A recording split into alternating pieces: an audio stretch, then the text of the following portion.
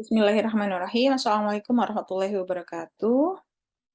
Waalaikumsalam Waalaikumsalam warahmatullahi warahmatullahi wabarakatuh. wabarakatuh. Sambil menunggu 5 orang yang lain, Bu Santi, mulai saja ya perkuliahan hari ini. Minta tolong mungkin dibuka dulu kameranya. Mau Bu Santi screenshot untuk bukti kehadiran.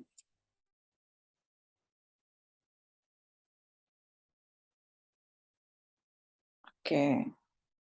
Ini yang lainnya belum buka kamera. Silakan buka kamera dulu.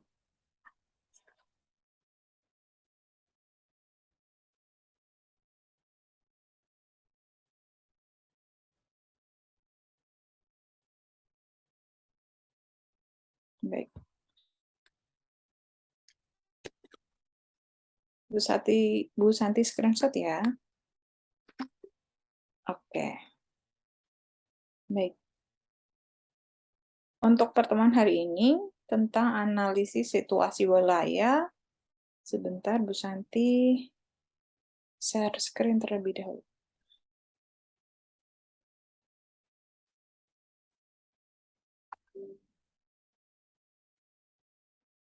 Sudah terlihat?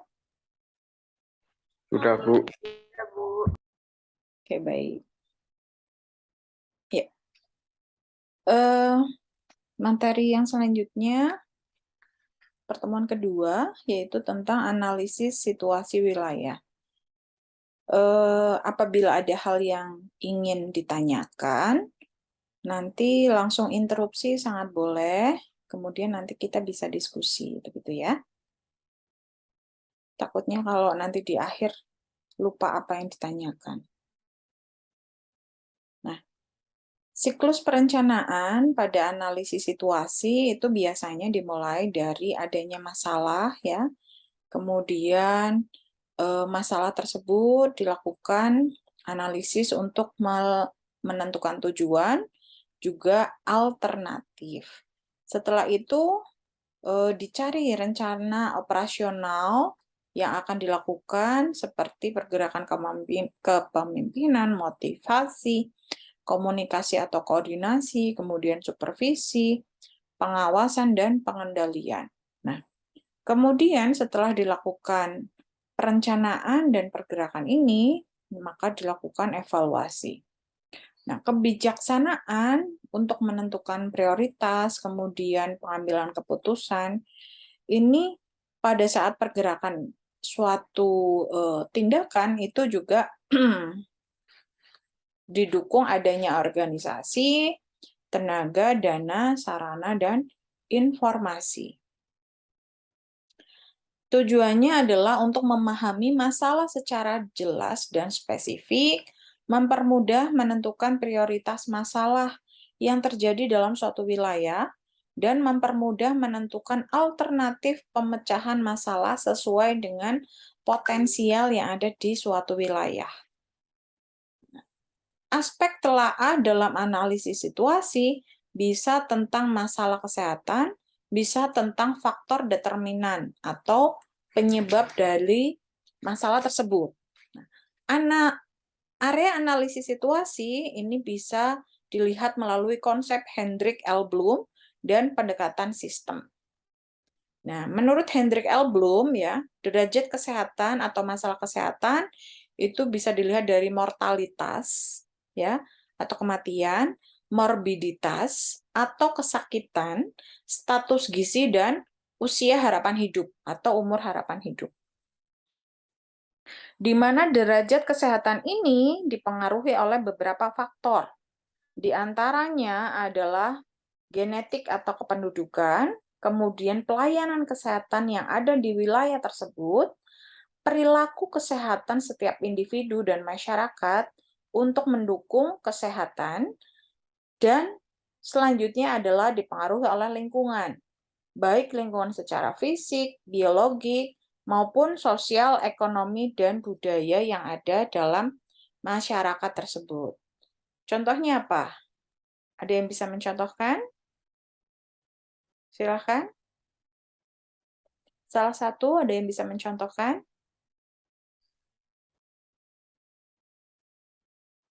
Ini tidur semua? Halo, halo? Tidak, Bu. Oh, tidak. Silahkan. Ada yang bisa mencontohkan? Atau pengen ditunjuk? Masalah kesehatan yang disebabkan oleh faktor-faktor ini. Boleh pilih salah satu atau boleh pilih yang lainnya atau semuanya, silahkan. Bisa dicontohkan.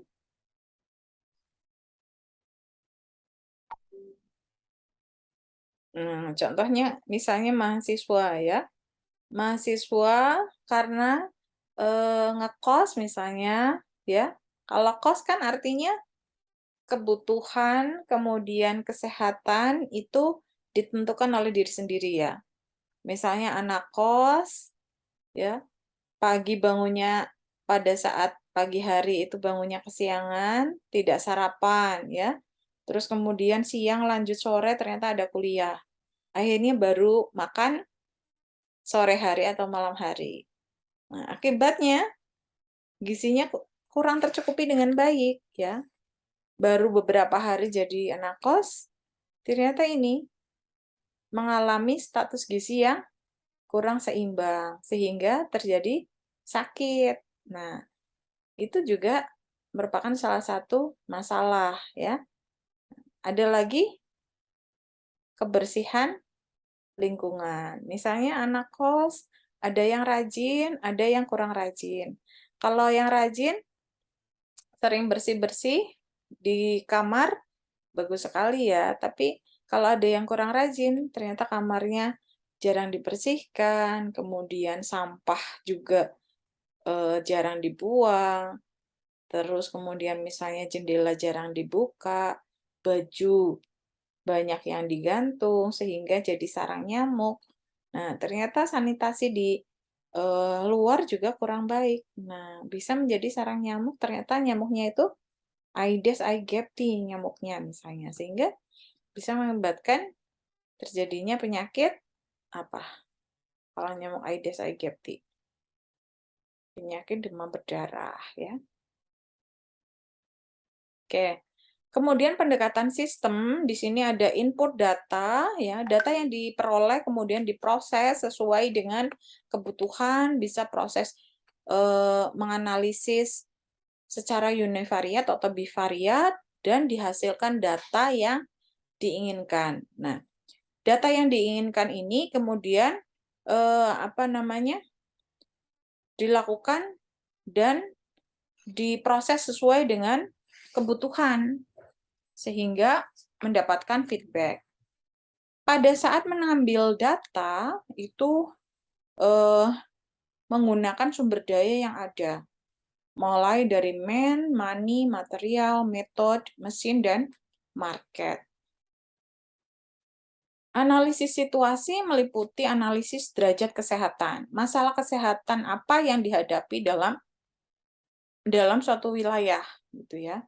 Kemudian menghasilkan ukuran-ukuran yang sesuai dengan kebutuhan secara kuantitatif, penyebaran menurut orang, tempat, dan waktu. Kemudian analisis kependudukan menghasilkan ukuran-ukuran yang secara demografis.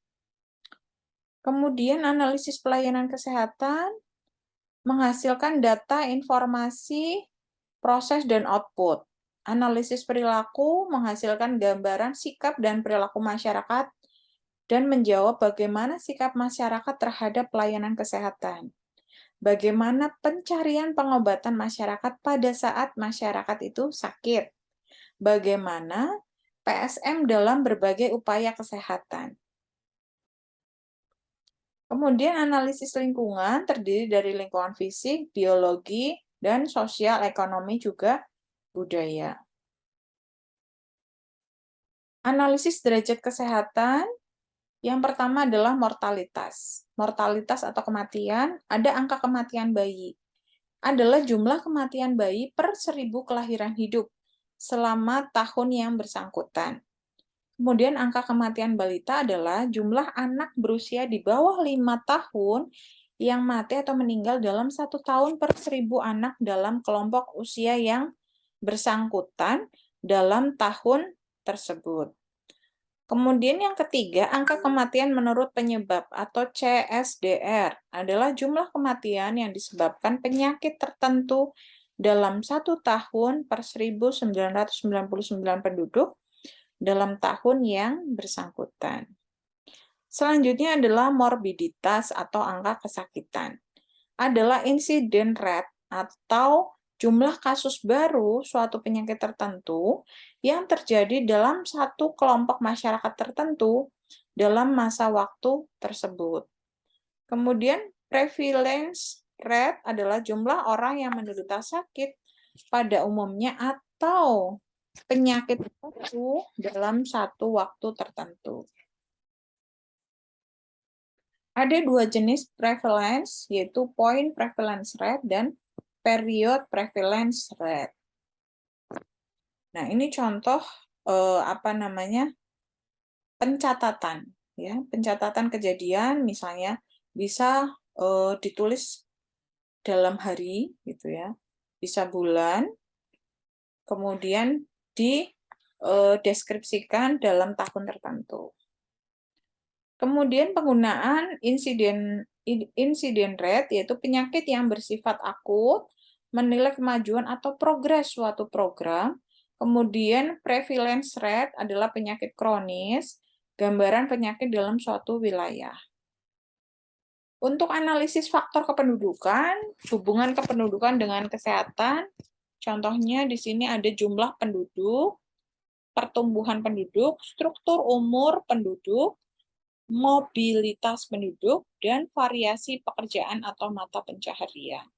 Misalnya dalam tahun 2020 misalnya sampai dengan tahun 2022 ya sampai dengan bulan September ternyata angka jumlah penduduknya itu semakin meningkat ya.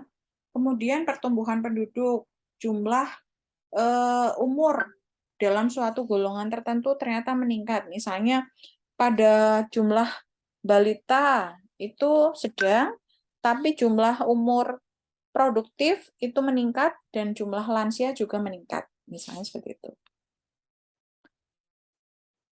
Manfaat ukuran demografi sebagai denominator, kemudian bisa untuk melihat besarnya sasaran program kesehatan sebagai prediksi beban upaya program kesehatan dan prediksi masalah kesehatan yang dihadapi. Seperti kita tahu, pada dari tahun 2018 sampai dengan sekarang, itu Indonesia mengalami kejadian masalah kesehatan balita yaitu stunting ya. Di situ ada 2 masalah, stunting pendek dan stunting gemuk gitu. Nah, kalau stunting ini tidak bisa teratasi dengan baik, dari data stunting yang sekarang ada, kita itu bisa memprediksi masalah kesehatan yang akan dihadapi di masa yang akan datang. Misalnya, di Indonesia itu sudah menjelaskan bahwa Indonesia ini 20 tahun yang akan datang, itu umur penduduk yang produktif itu akan meningkat atau lebih besar. Nah, ini menjadi suatu hal yang positif atau hal yang negatif, begitu ya. Positif bila penduduknya itu bisa produktif. Nah, negatif bila penduduknya itu semuanya kurang produktif. Nah, kalau misalnya balita yang sekarang mengalami stunting tidak segera diatasi dengan baik, maka 20 tahun ke depan masyarakat yang produktif itu berarti masyarakat yang stunting. Nah, kalau stunting akibatnya yaitu semua kesehatannya itu kurang optimal, mengakibatkan kurang produktif ya, sehingga malah menjadi beban untuk umur kelompok umur yang lain, misalnya kelompok umur lansia begitu. Nah, karena itu dari sekarang kita di program nasional itu sedang digalakan bagaimana cara pencegahan dan penanggulangan stunting di setiap lini kesehatan begitu. Ukuran-ukuran demografis dari jumlah penduduk, kesuburan atau fertility, angka kelahiran kasar atau crude birth rate adalah jumlah bayi yang lahir dalam 1 tahun per 1.000 penduduk. Kemudian ada angka kesuburan, fertility rate adalah jumlah bayi lahir hidup dalam 1 tahun per 1.000 wanita usia 15 sampai 44 tahun. Angka kesuburan total atau total fertility rate atau TFR adalah jumlah rata-rata anak yang dilahirkan hidup dalam 1.000 wanita. Pertumbuhan penduduk atau growth rate, rate of natural increase, struktur umur, kemudian ada angka ketergantungan, distribusi penduduk, dan mobilitas penduduk. Analisis faktor lingkungan ini bertujuan menjabarkan komponen faktor lingkungan yang berpengaruh pada masalah kesehatan, kemudian menilai komponen-komponen mana yang mempengaruhi kesenjangan sehingga menimbulkan masalah kesehatan. Nah, kerangka konsep menurut John di lingkungan merupakan keseluruhan kompleks fisik, sosial, budaya, ekonomi, dan estetika yang memberi pengaruh kepada individu atau masyarakat yang pada akhirnya akan menentukan sifat atau hubungan dalam kehidupan. Maka ini analisis faktor lingkungan ini sangat penting ya, supaya apa tadi bisa menjabarkan komponen yang bisa menimbulkan masalah kesehatan.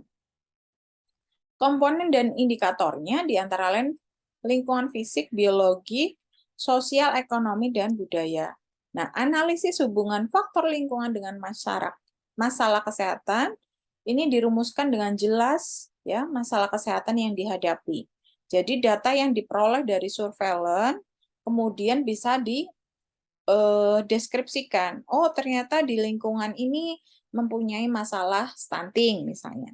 Di lingkungan B mengalami masalah kesehatan lingkungan. Nah, dari situ dijabarkan komponen subfaktor lingkungan yang berhubungan erat dengan masalah kesehatan. Kemudian menentukan indikator dari masing-masing komponen. Nah, kalau sudah ditemukan masalahnya, indikatornya apa saja ditentukan, cari data atau fakta yang sebenarnya, kemudian cari angka indikator yang standar, dan hitung besarnya kesenjangan. Kemudian analisis faktor perilaku. Tujuannya penjabaran komponen faktor perilaku apa saja yang berhubungan dengan masalah kesehatan, lalu menilai komponen mana saja yang mempengaruhi kesenjangan sehingga menimbulkan masalah kesehatan. Misalnya tadi dicontohkan oleh Bu Santi, masalah status gizi pada mahasiswa yang kos gitu ya. Ternyata tadi masalahnya adalah kurang pintar membagi waktu dengan baik. Nah, berarti yang menimbulkan masalah apa? Pengaturan waktu yang kurang baik. Nah, penyelesaian masalahnya bisa diatasi dengan membuat jadwal. Nah, misalnya membuat jadwal harian disesuaikan dengan kegiatan pada hari tersebut. Nah, supaya apa? Bangunnya tidak kesiangan, bisa beli sarapan dulu. Nah, pada saat siang, kalau misalnya kuliah dari siang sampai malam, biar waktunya efektif, ya, sudah menyiapkan bekal dulu dari pagi, misalnya. Jadi beli bekal sekalian untuk siang hari. Jadi tidak usah jauh mencari makan siang, cukup istirahat di kelas, misalnya sambil setelah sholat, langsung dilanjutkan makan dan minum, karena akan ada kuliah lanjutan. Nah, itu contoh penyelesaiannya. Begitu juga tadi masalah kesehatan kamar kos misalnya. Yang dilakukan adalah apa? Secara berkala setiap hari membuka jendela supaya sirkulasi udara bagus. Kalau baju kotor jangan dicantelkan di pintu kamar ya sehingga menjadi sarang nyamuk, tetapi segera dicuci ya, disapu supaya bersih, lingkungannya juga dibersihkan secara berkala sehingga sanitasinya bagus gitu ya. Indikator faktor perilaku mulai dari pemakaian atau pemanfaatan, tindakan pencegahan, pola hidup konsumtif, dan menjaga diri sendiri. Komponen atau indikator penduduk terhadap kesehatan, berapa persen penggunaan air bersih ditentukan ya. Apa namanya, datanya dicari gitu ya. Penduduk yang menggunakan jamban berapa persen yang mengobati sendiri, berapa persen yang kalau sakit itu pergi ke puskesmas, kemudian berapa persen kalau sakit berkonsultasi kepada tenaga kesehatan. Contoh kesenjangan pada kesehatan masyarakat, seharusnya 80% penduduk memanfaatkan jamban, tetapi fakta di lapangan hanya 45% yang memanfaatkan jamban. Selebihnya berarti buang air besarnya di mana? Misalnya buang air besarnya ternyata masih di sungai begitu. Setelah ditanya, Bu, kenapa Pak? Kenapa kok buang air besar di sungai? Ya memanfaatkan sungai karena sungainya itu dekat dengan rumah misalnya. Padahal bisa menyebabkan penyebaran bakteri E. coli misalnya dari kotorannya sehingga menyebabkan diare. Kemudian langkah-langkah yang dilakukan merumuskan secara jelas masalah kesehatan yang dihadapi.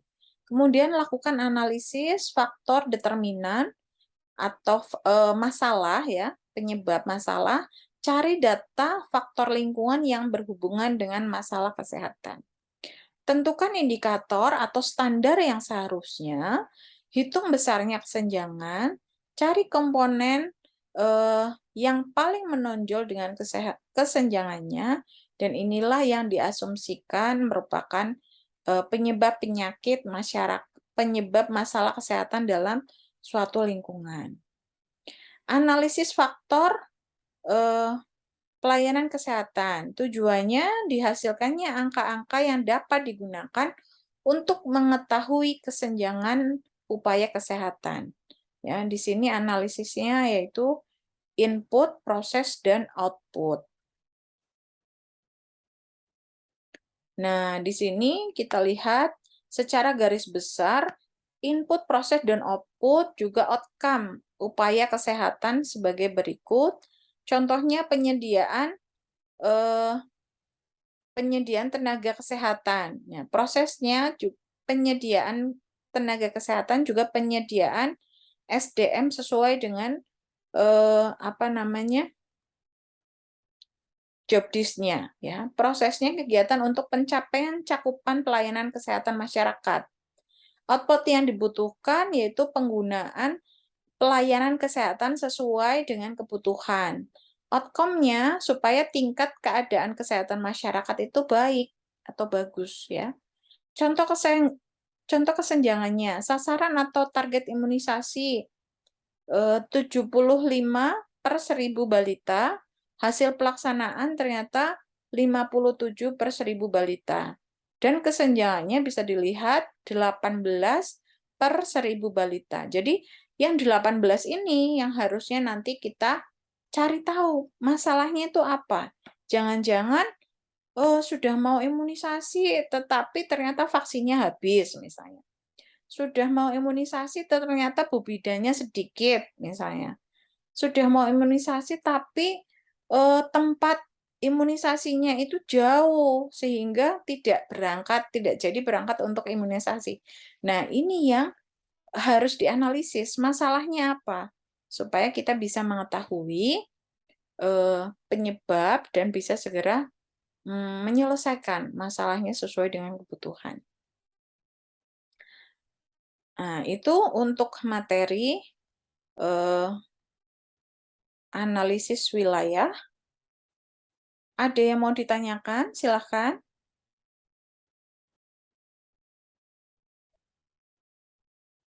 Maaf Bu, izin bertanya. Iya, silakan, Mbak Murvia. Ya Bu, masalah apa yang pernah muncul terjadi jika melakukan analisis situasi wilayah pada pengalaman Bu Santi Bu? Terima kasih. Ulangi pertanyaannya. Masalah apa yang pernah muncul terjadi jika melakukan analisis situasi wilayah pada pengalaman Bu Prasanti? Oke, berarti analisis wilayah dari pengalaman Bu Santi ya, selama ini ya. Masalahnya apa ya? Ya, kalau karena pernah kuliah, kemudian jadi dosen itu wajib melakukan tridharma perguruan tinggi. Jadi selain mengajar, juga harus penelitian dan pengabdian masyarakat. Maka kita sebagai dosen itu setiap tahun itu sebenarnya menemukan atau menganalisis gitu ya, menganalisis masalah untuk diteliti. Nah, setelah diteliti, kita mendapatkan hasil, kemudian kita menyelesaikan atau membantu peningkatan kesehatan masyarakatnya itu melalui pengabdian masyarakat. Nah, pengabdian masyarakat ini biasanya kita dosen itu melibatkan mahasiswa. Jadi, kadang-kala Bu Santi juga melibatkan mahasiswa.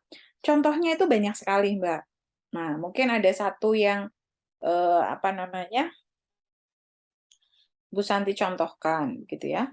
Yang Bu Santi contohkan salah satunya adalah tentang anemia pada ibu hamil. Jadi, eh, ibu hamil itu ternyata masih banyak yang mengalami anemia. Untuk nilai HB minimal pada ibu hamil itu 11% per DL. Kalau orang dewasa, wanita, itu minimal 12% per DL. Tapi kalau ibu hamil biasanya mengalami pengenceran darah, sehingga 11% per DL saja itu sudah dikatakan normal.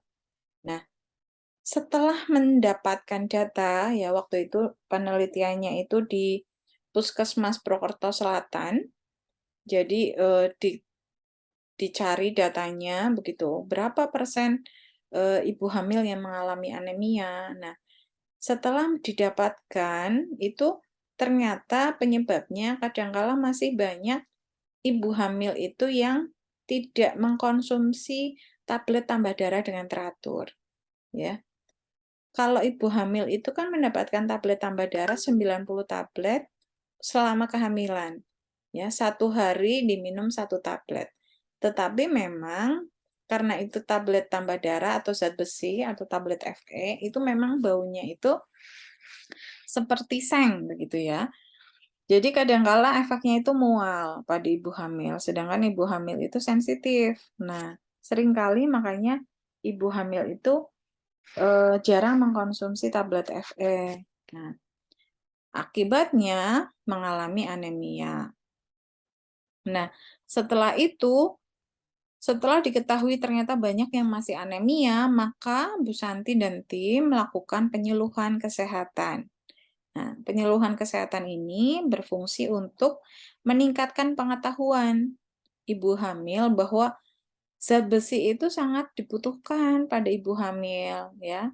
Dengan cara untuk meningkatkan untuk meningkatkan HB-nya itu dengan cara yang pertama minum tablet tambah darah setiap hari dan juga makan makanan bergizi yang mengandung zat besi seperti sayuran yang berwarna hijau tua. Itu contohnya dari Bu Santi, Mbak Murfiana. Baik, Bu, terima kasih. Nanti pas kalian melakukan apa namanya mengerjakan tugas akhir ya di semester 5 kan ini ya. Nah, kebetulan Bu Santi koordinator KTI, bukan KTI, koordinator tugas akhir. Nah, di situ kalian juga akan belajar sebagai surveillance atau menganalisis wilayah tertentu terhadap masalah tertentu ya, baik itu wilayah atau individu misalnya yang akan kalian itu apa namanya analisis gitu ya, analisis kemudian rencanakan implementasi dan evaluasi sesuai dengan kebutuhan dari pasien atau lingkungan tersebut yang nantinya akan kalian tuangkan dalam tugas akhir begitu. Nah, makanya ini sangat penting sekali untuk kalian pelajari gitu. Silakan ada lagi pertanyaan? Ini malah yang hadir cuma 11 ya. Tadi 14 tadi 13 hilang hilang berapa? Hilang 2. Jadi cuma 11. Harusnya 18 ya.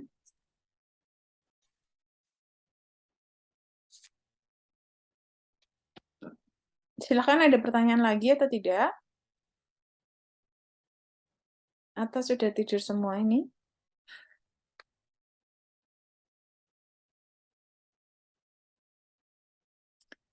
Baik, kalau tidak ada pertanyaan, jangan lupa setelah ini presensi kehadiran di Skalsa, ya. Walaupun ini Zoom ini juga sebagai bukti, screenshot Zoom juga sebagai bukti kehadiran, gitu. Tapi tetap silakan presensi kehadiran di Skalsa. Kemudian materi yang Bu Santi sampaikan pada hari ini nanti bisa kalian download dan pelajari kembali sendiri. Nanti apabila masih ada hal yang ingin didiskusikan, boleh WA Bu Santi, atau pada pertemuan berikutnya bisa diskusi kembali dengan Bu Santi. Begitu ya, terima kasih untuk pertemuan hari ini. Mohon maaf apabila ada hal yang kurang berkenan, juga hilaf dari Bu Santi. Semoga bermanfaat. Wabillahi taufiq wal hidayah. Wassalamualaikum warahmatullahi wabarakatuh. Waalaikumsalam Waalaikumsalam. warahmatullahi wabarakatuh. Terima